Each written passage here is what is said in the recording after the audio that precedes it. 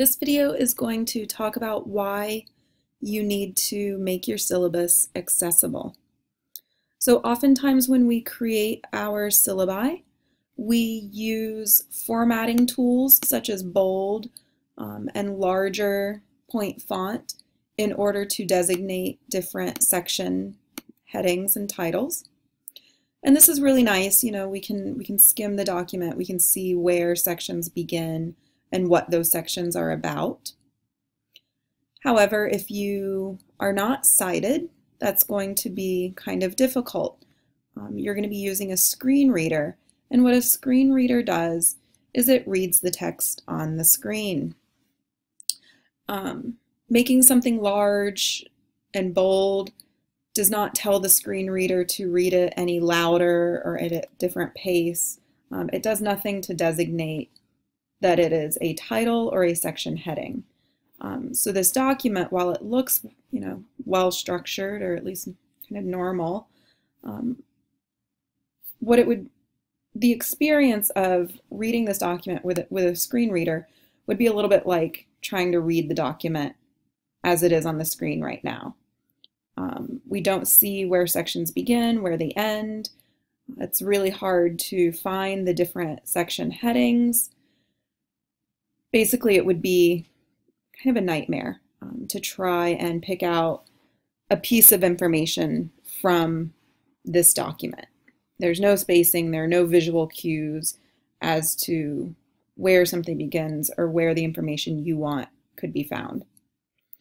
So that's why you want to make your syllabus accessible. For a student using a screen reader, if you do not have any page structure worked in, and I'll talk about what that is, this is their experience with any document that you're giving them. So, adding headings, adding that page structure is pretty simple. As long as you can highlight text and click on a button with your mouse, you're pretty much good to go. So this being the title of my document, I'm going to highlight it and I'm going to click on heading 1. I'm not going to worry about what that looks like right now. The next section of my document, I'm going to highlight it and I'm going to click on heading 2. What that means is that students will first hear the title and then they'll be given the different sections of the syllabus. So you're also creating essentially a table of contents here. And I'm just going to go through each section and click on heading 2. I get down here at course requirements and evaluation, and I have subsections. So what I'm going to do is I'm going to highlight the titles, and now I'm going to click on heading 3.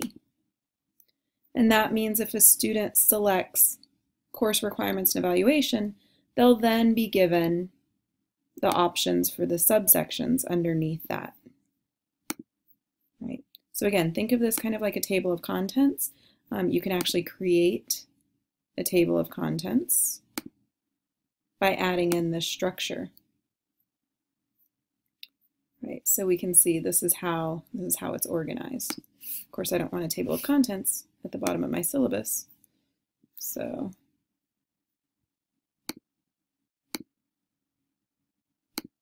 we'll remove it.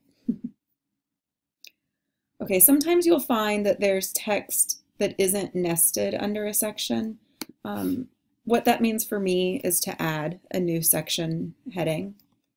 So, instructor info. And it's just a good way for me to make sure I'm covering all of my bases. Up here, I'm going to call this course info. Maybe course details, something like that. All right. So that's how you add headings to your document. This already would make it so much easier for a student using a screen reader to navigate the document. They wouldn't have to start at the very top and listen to every word on the page in order to get down to, the course requirements and evaluation section. Instead, they'd be able to jump from section to section to find what they're looking for.